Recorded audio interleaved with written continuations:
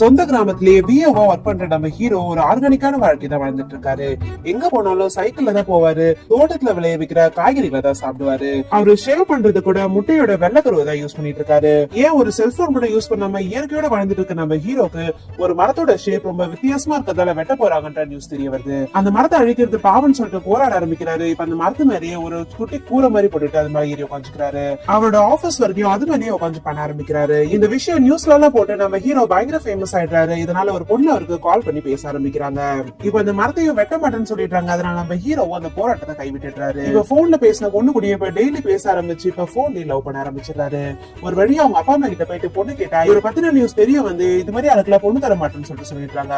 இருந்தாலும் பொண்ணு ரொம்ப ஸ்ட்ராங்கா இருந்ததால கல்யாணம் பண்ண ஒத்துக்கிறாங்க. இப்ப கல்யாணம் அன்னைக்கு தாலியை கண்ணு சொல்லிட்டு எல்லாருமே தேட ஆரம்பிக்கிறாங்க. முகூர்த்த டைம் முடிய போகுதுன்னு சொன்ன உடனே நம்ம ஹீரோ அவர் கழுத்துல இருந்து செயினை கட்டி அந்த பொண்ணு கழுத்துல போட்டு கல்யாணம் முடிஞ்சிருச்சுன்னு சொல்லிட்டு அந்த பொண்ணை வீட்டுக்கு கூட்டு போயிடுறாரு.